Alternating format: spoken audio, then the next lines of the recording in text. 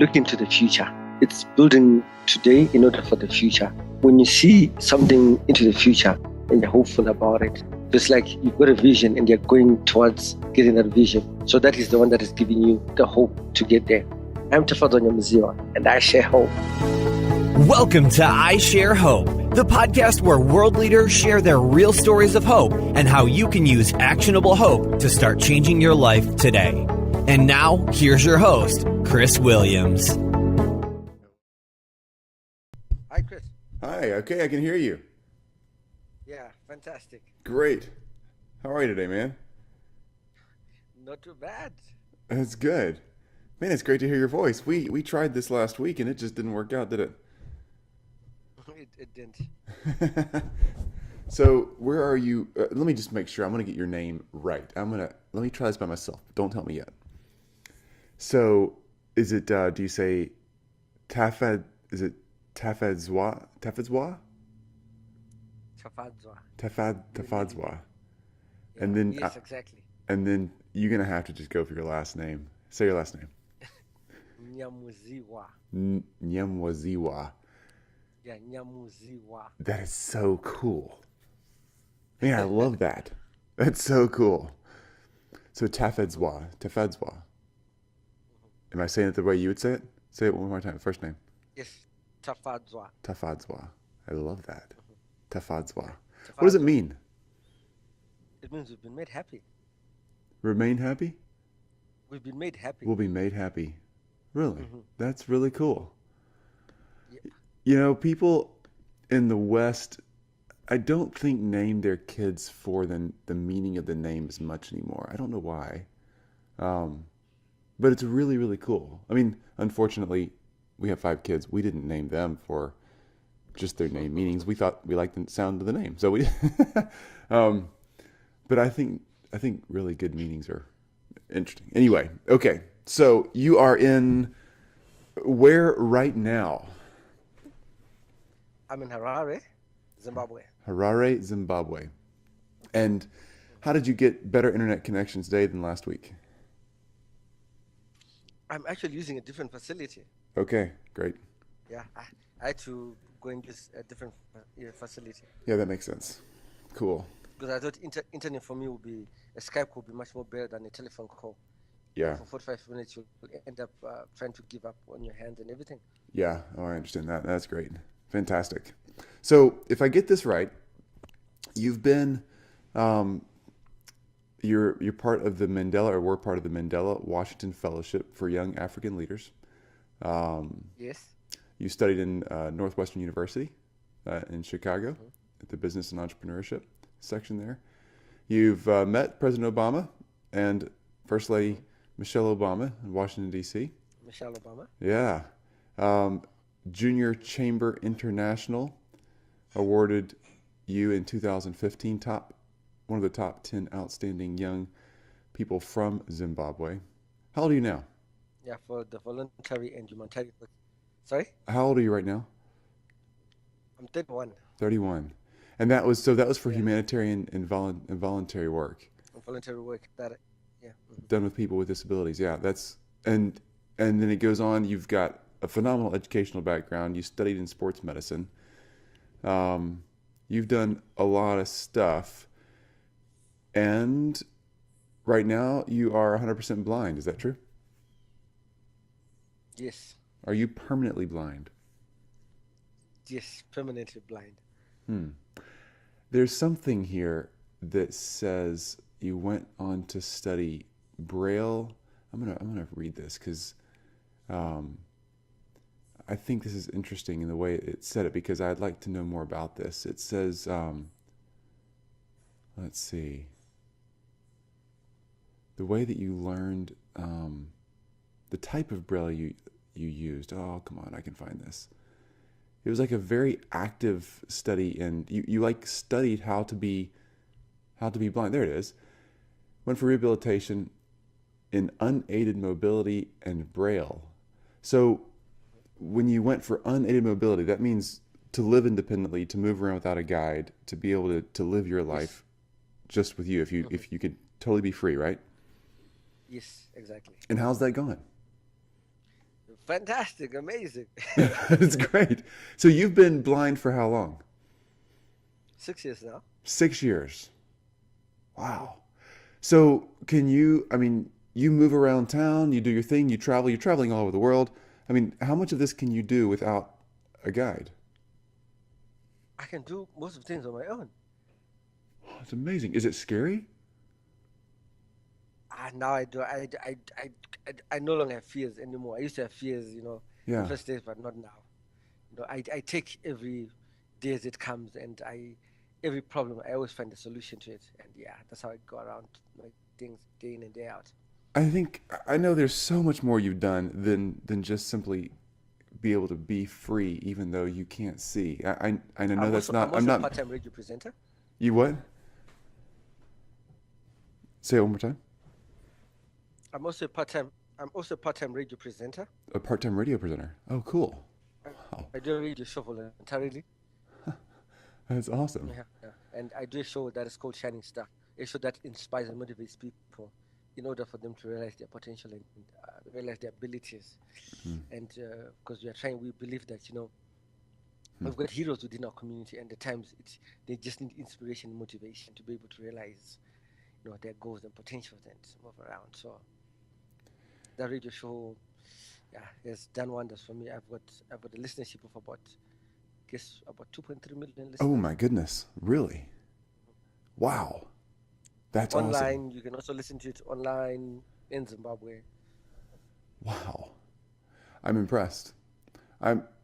We talk to a lot of guests on our show, and because we're interviewing 1,000 leaders of hope around the world, you're obviously well deserving to be in this group. You're an amazing guy. And I think we've spoken to one other person who's blind.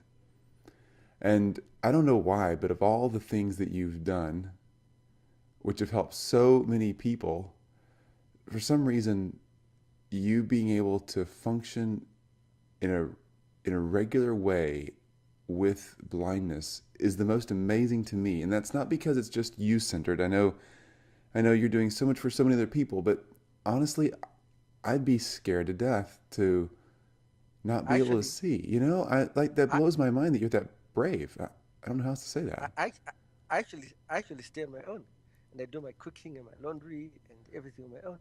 Wow. Maybe it's just that I rely too much on my sight. So once you start learning to use your other senses, I hear that they get really, really powerful. Like you can hear better than most people. Exactly. And yeah, maybe that's it. Wow, man. Very cool. Okay, so I got to ask these questions. Because I really want to hear what you're going to say. We're interviewing 1,000 people from around the world, as you know, that are leading their area, their community, their country, their town, their village, whatever it may be, in an area of hope. Because we're trying to really grasp what hope is doing around the world and how we can use hope as a sustainable resource to change our communities. Because some people are doing it and don't even know they're doing it. Some people are doing it very intentionally. But regardless, we all feel the effects of hope, and we know it has to be part of our lives. So can I ask you these 5 questions, and you just answer them however you want? I'm kind of curious what you'll say. Okay. Are we starting the interview now? Yeah, man. Let's start the interview now. You ready? Okay. Okay. Let me check my voice box. Oh, you're good. Are you gonna? So what we usually do. We usually record the entire interview and release the entire phone call. So I can cut any of this out you want. But I love hearing all the stuff we just talked about. I mean, that's the real stuff. That's the human behind all this. I don't want to. You don't have to turn your radio voice on for us. We're good. I was actually listening to some of your podcasts about 2-3 days ago. Yeah. Just trying to get a feel of how the interviews are going and everything. And yeah, I like them. I like it too. I like hearing stories that are real and not contrived or just fake. So, do you sound different on the radio? Do you have like a really deep voice or? No, I sound just the way I am. That's great. I like your voice. I've heard that if you try to fake your voice and try to sound better than you are, it never works out. When I started podcasting, like, just be yourself. Don't try to have a really cool voice. Just be yourself. Yeah, exactly. Just be your voice. Yeah. Yeah, great. All right, man. So, question one. What is your definition of hope or a favorite quote about hope? Okay, my definition of hope is looking to the future. It's building today in order for the future. When you see something into the future and you're hopeful about it, so it's like you've got a vision and you're going towards getting that vision. So that is the one that is giving you the hope to get there. Hmm. Hmm. My favorite quote about hope comes from a very amazing lady, Helen Keller. Helen Keller, she was deaf and blind, and she says, "I'd rather not have sight than have sight and not have a vision." Wow. Hmm. So that's a very powerful quote from Helen Keller that always gives me hope. That is a powerful quote. I've been to her house. She's obviously passed away now, Wow. but was a powerful lady. Wow. That's awesome. That's a good quote. Okay, well, with that in mind, with that type of hope, having that vision, having a picture of something that can happen in the future, and the plan and steps to get there, who's given you that kind of hope? Who's been an inspirational hope giver to you? My inspirational hope givers, I'd actually put three people down that list. Hmm. Um, First is there's the founder of Econet Wireless in Zimbabwe, Mm-hmm. and he's called Dr. Strife Masiwa. The reason why I always say he's given me hope is he had to fight for to get a telecommunications license for 10 years. He could have probably given up in the first year or the first couple of months, but he had to wait for 10 years until he got it. So he believed in it and he believed in that vision. So he never gave up the fight until he got where you are, until he got that license. And today the network service provider has become so huge that is in so many other African and European and other countries. Hmm. So Dr. Strife Masiwa has given me hope of he's really inspired me of not giving up. The next lady who's actually inspired me is Oprah Winfrey. Mm-hmm. Look at Oprah Winfrey. She's an African American woman, Mm-hmm. but she's done amazing things in the world. Um, I listen to most of the inspirational talks via YouTube, and they always give me hope. Hmm. I like the way she articulates it, and I like the way she she, she just makes you stand up tall and believe in yourself, Hmm. and not to depend on anybody, but rather realize and believe in yourself of what you want to do. And so she's a very powerful woman, and of all the work that she has really done, and I'm saying to myself, being an African American woman and just being a woman in its own sense, and the lives that she has changed, and the people that she has inspired, and her messages and her talks always speak reality, and they strengthen me. Hmm. And that person who actually gives me hope is my fiance. The reason why she gives me hope, but one thing that happens in the African context is if someone you've got a disability, it's not always easy to have someone who's able-bodied to date you or to marry you or to be with you. Hmm. Always there's the issue of friends, peer pressures, family members, relatives, and everything. But she's so beautiful, and she loves me for who I am, and she's taught me to be a better person, and she strengthens me. And every time I'm with her, she always really inspires me that she gives me that self-confidence and hope that what we are going to certainly get to where we want to get. And every each and every other day that she just sends me a WhatsApp or a message or just checks up on me or comes home and helps me do one or two things, she just gives me hope. And I always say to myself, if a lot of people had the same mindset as her, that she doesn't look rather at your disability, but she looks at your abilities and she looks at your capabilities. For me, that's really inspiring for me. And realizing that with my own background, I grew up in an orphanage, and I'm totally blind. Those are like two burdens that I have on my shoulders. But she's totally decided to ignore all those, and she's decided to just walk with me and say, you know what, I will love you for who you are, not what you have or the situation, the circumstances that you are in. So she's someone who really inspires me, and she is an amazing woman, and I nickname her Cool, but her name is Kodakwashi Tuduzile Rangarira. She really inspires me. Hmm. That's awesome. Three awesome people you're talking about there. And I think Oprah would be honored to be in the same list with your fiance. Your fiance sounds like a wonderful person. Hmm. Yes, That's yes, fantastic. amazing. When are y'all getting married? Uh, when we're going to get married, very soon. When it all happens, you'll be the first ones to know. Sounds great. That's exciting, man. Very exciting. All right, question 3 is when has been a time in your life when you've really had to use hope to get through something hard? Tell us about whatever has gone on back there that's just made you have to really work to get through that. Okay, there was a bridge between the sighted world and the blind world. Hmm. When I had to cross the bridge from not having a disability into having a disability, that was one of the toughest bridges I've ever walked in my life. Because one, I'd lost my dignity. Hmm. I felt that I'd lost everything. I felt I had two shoulders on my, I had two burdens on my shoulders, and I never believed in myself. I thought um, the best other thing that I need to do was to commit suicide and just give up in life.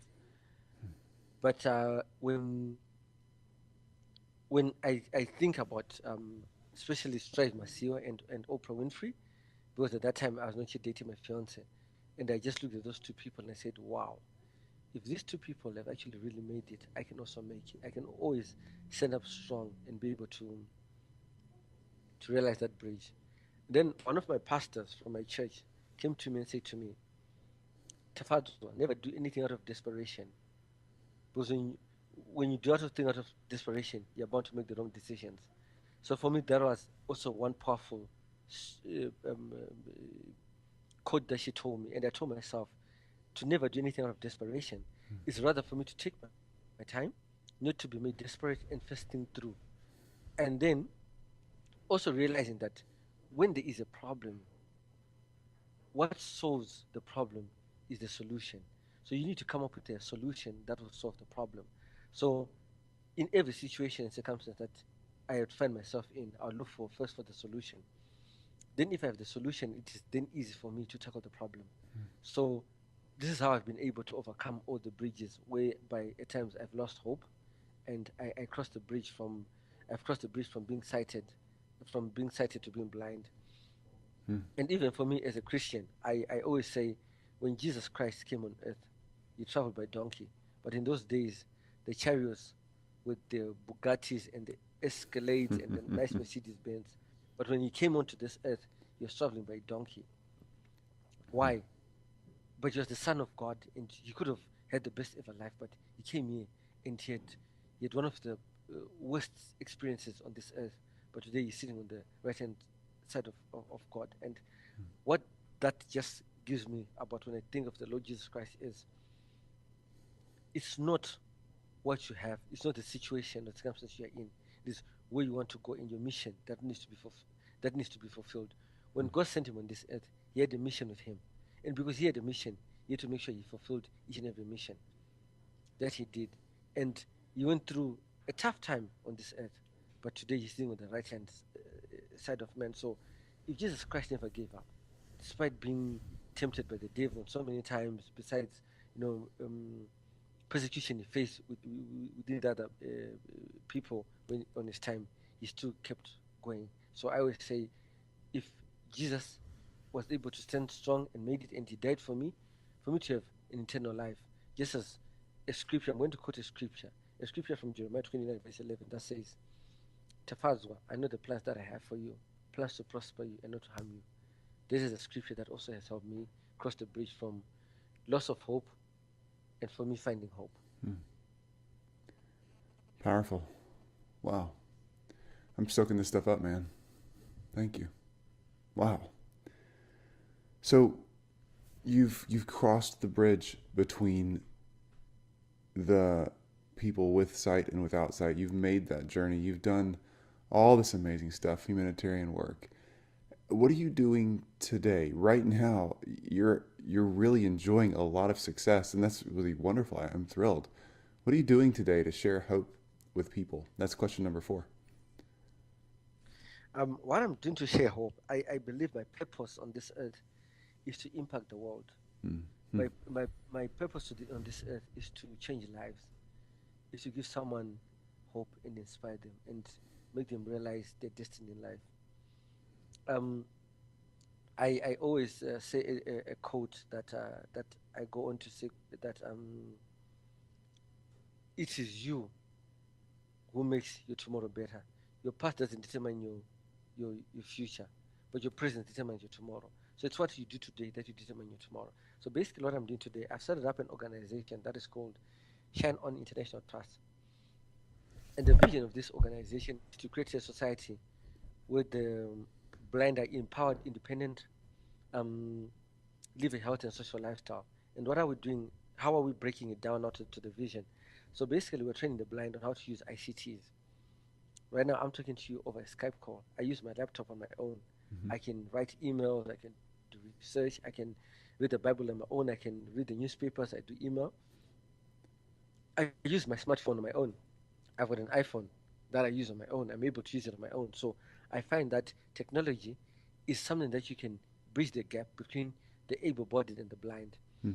Because for me, if I send you a document written in Braille, you can't read Braille. If you send me a document written in print, I can't read print. But if you send me an email, I'm able to see your email and I'm able to respond to it on my own. If I've been empowered, I'm now independent. Yeah. I've got my own private life and I can do things independent. So basically, we're targeting the less privileged people within the community in Zimbabwe, and funds permitting, we go down to the rural areas, the rural settings, and train the blind on how to use technology and how to use computers, on how to make use of computers, how to find opportunities of computers, how to find jobs, how to access education, how to access resources, how to access information using the power of technology. And also, what we do is we're training the blind on sporting programs for the blind. Why sports? Sports enhances independence and reduces fear in one. If I would ask you a question, do you think a blind person can play cricket? I would say no. You would say no. But in 2014, there was the World Cup for the blind in South Africa, and it was a World Cup for the blind cricket. You can just imagine going to watch a cricket game at night, and there are no lights. Wow. And the blind people who want to play the field can watch the game. It's giving you guys an experience of what someone who's blind goes through. So we're saying things like this here. Always brings inclusiveness, they enhance independence, they remove issues of fear within oneself and self-confidence. Then also what then we do is we're giving the blind information to access information on HIV and AIDS affecting the blind. A lot of posters, a lot of documentaries and everything, information pertaining to HIV and AIDS. The material has never been in Braille and has never been detailed so much that someone who's visually impaired can be able to realize or recognize. I asked one blind person one day, do you know how a condom looks like? And they said to me, it's a rubber.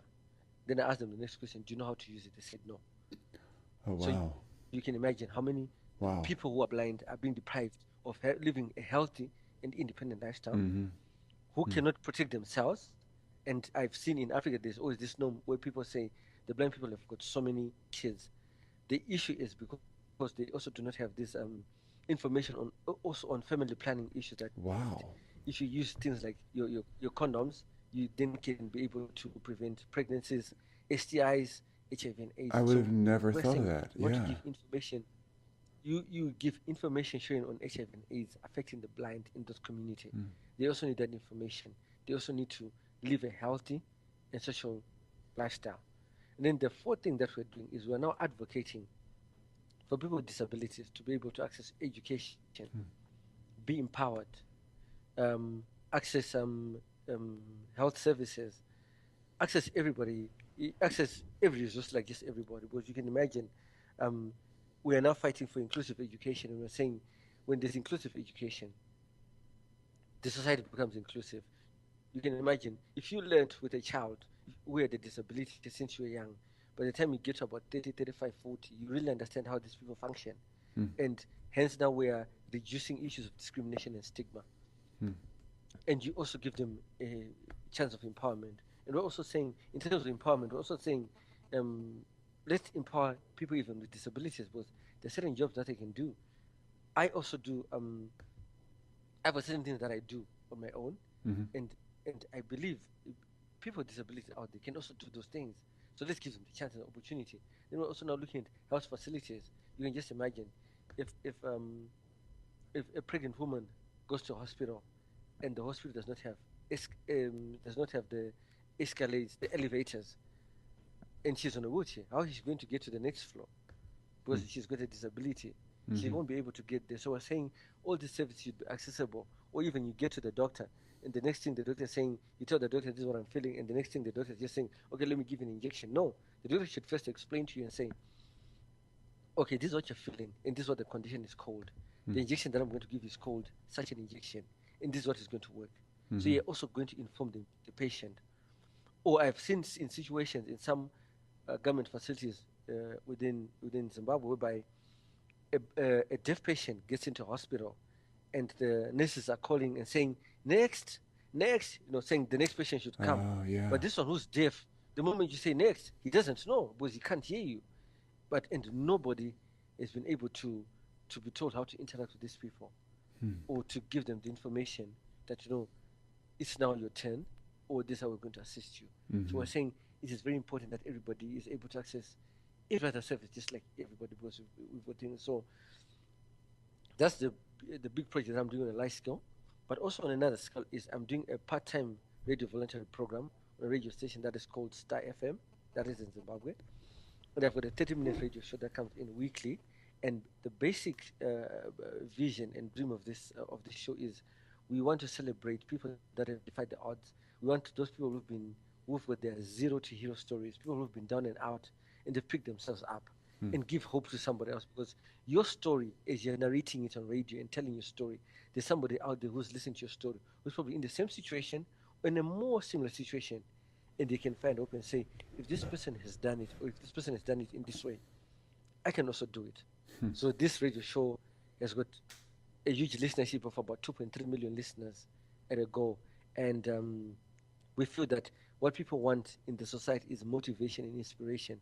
So we're getting to celebrate our local stories, our local heroes, people who have defied the odds, and also getting them to let the community and society know of exactly what they're doing, where they're doing it, and how they've done it, how they've defied the odds.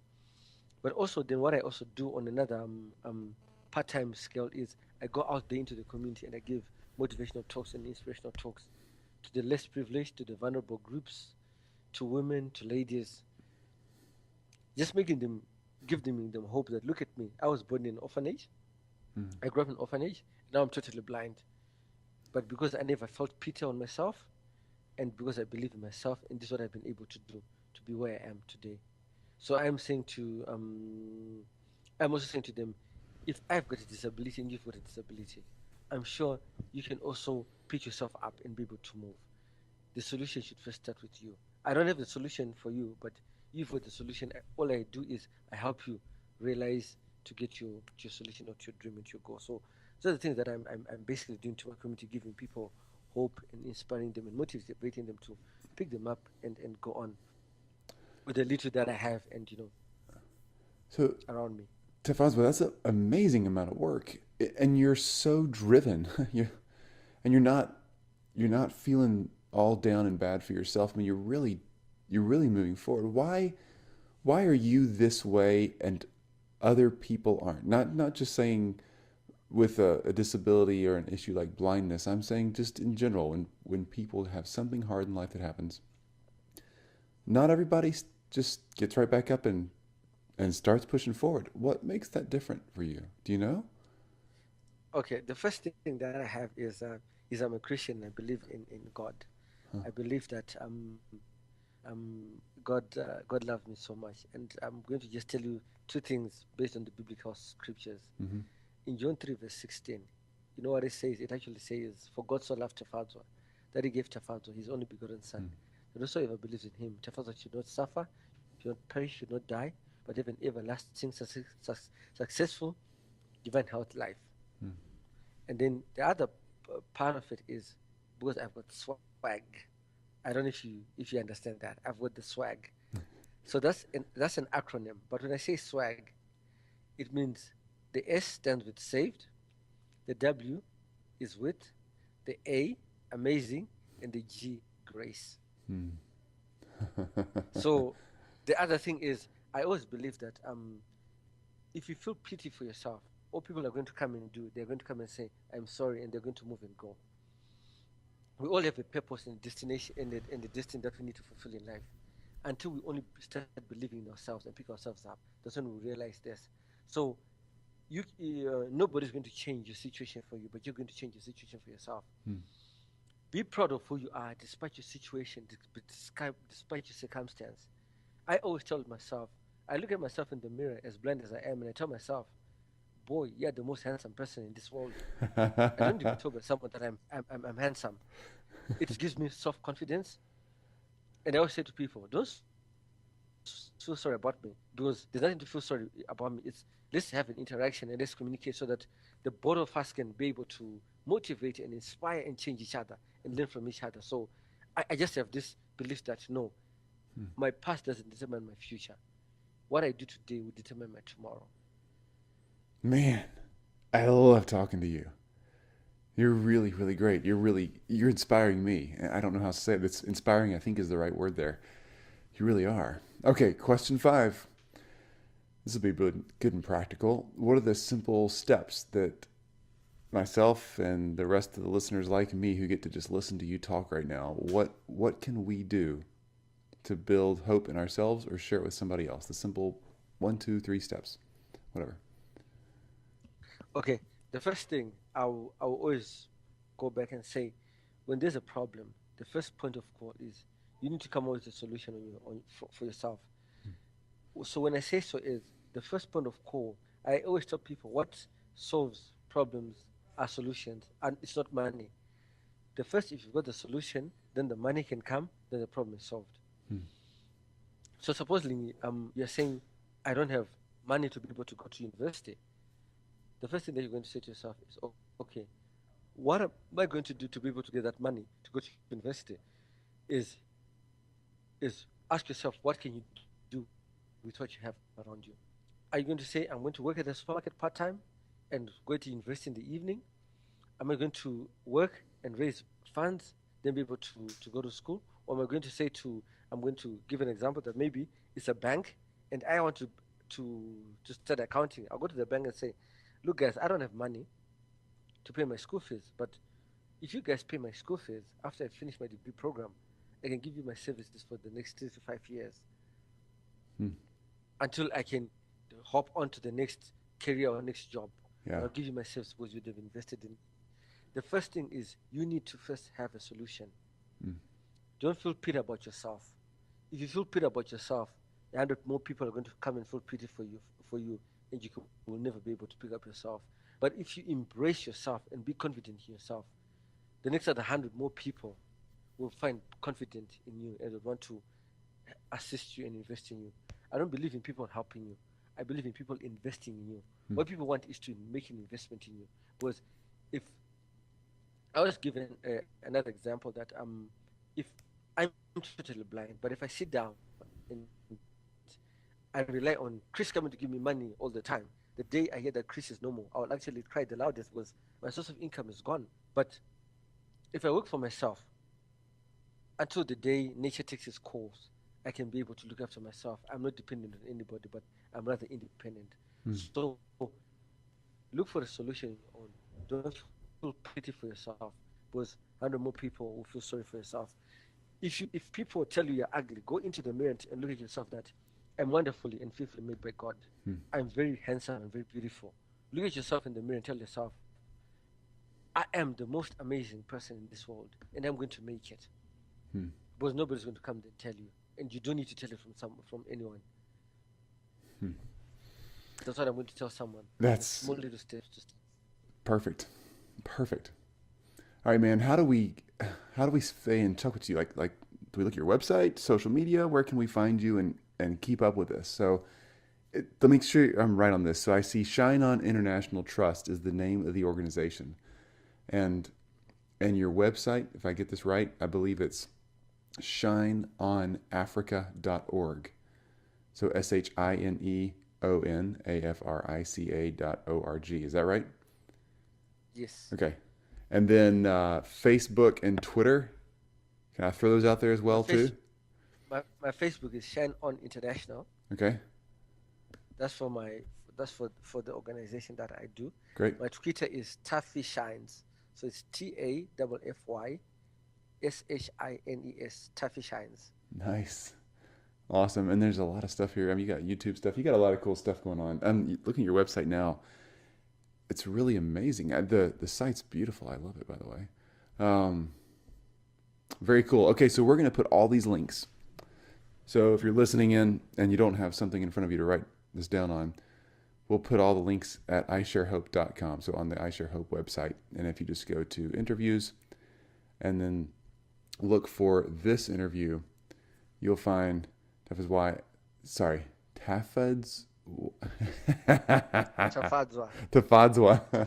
I love it. It's such a cool name. I've got to figure this thing out. Taffadzwa. We're going to put underneath his name, you're going to find the links to his website, Twitter, Facebook, and obviously all the stuff we've talked about with Taffadzwa, just the notes and anything else he's referenced. We're going to try to get a link in there so you can easily track this thing down. Man, I can't imagine how much demand you have on your time. I know a lot of people want to get a piece of what you're doing because they want to follow you. You're a great leader. So thank you for giving us a few minutes of your time. I really appreciate it. No, it's fine, Chris. But just a question for you. Yeah. Who gave you my contact details?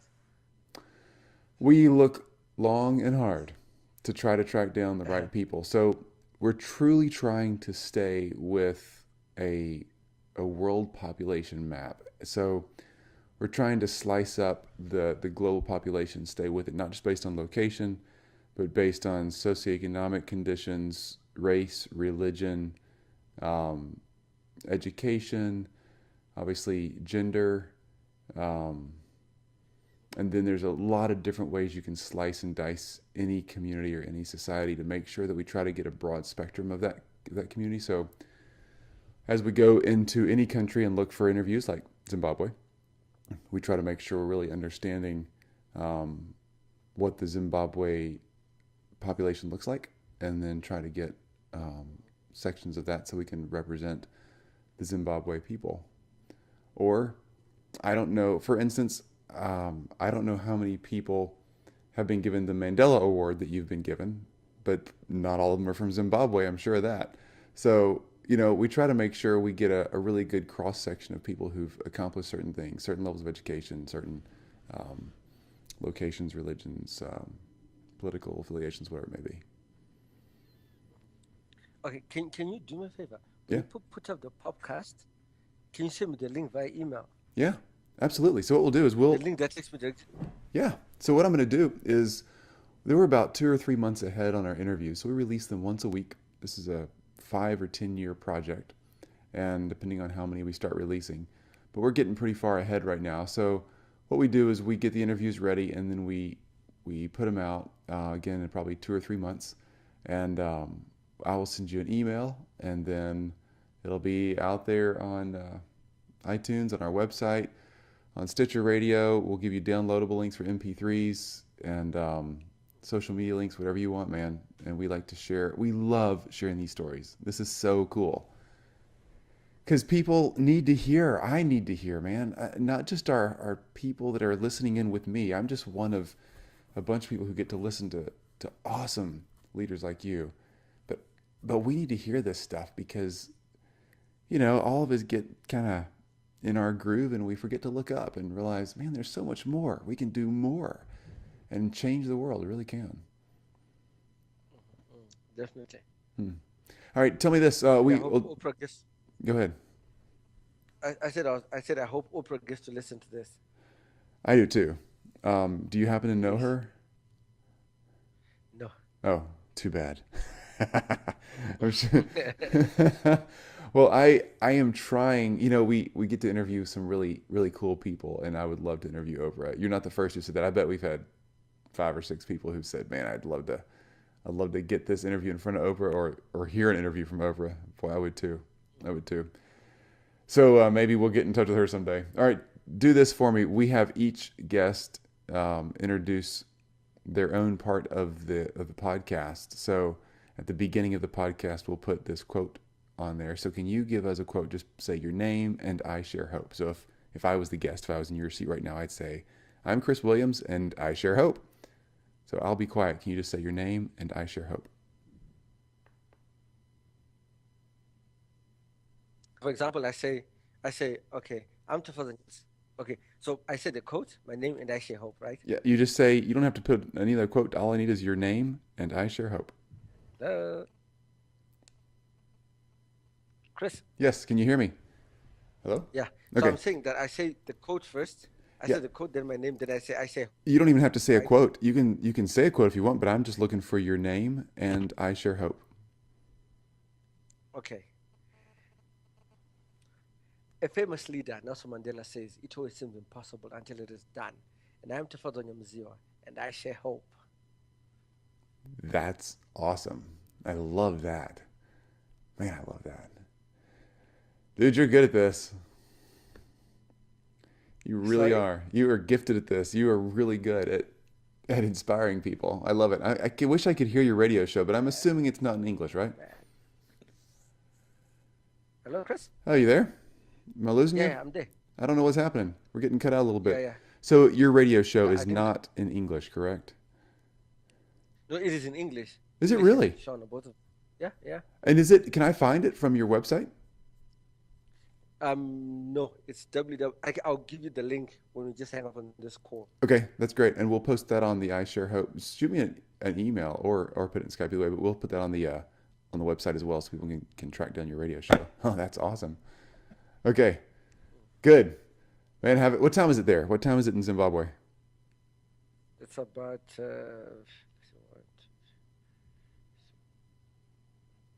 it's 30 minutes to 3 In the morning? in the afternoon. Afternoon. Okay, got it. Yeah, that makes sense. Yeah, okay. It's about 13 minutes until 8 a.m. here. Well, my friend, enjoy the rest of the afternoon. And Thank you so much, Chris, and I was going to keep up say, the good work. thank your fiance for us. She has inspired and given you hope. And I know that part of the hope she's giving you has been given to us. So thank her for us. I'll do that. Okay, man. Have a great afternoon. All right. Talk to you cheers, later. Chris. Thanks. All right. Bye-bye. Cheers. Cheers. You've just listened to I Share Hope. If you're ready to make a change, head to our website at isharehope.com and claim your free copy of the top 10 actions of hope from world leaders to use hope in your own life. Thanks for listening, and we'll talk to you next time.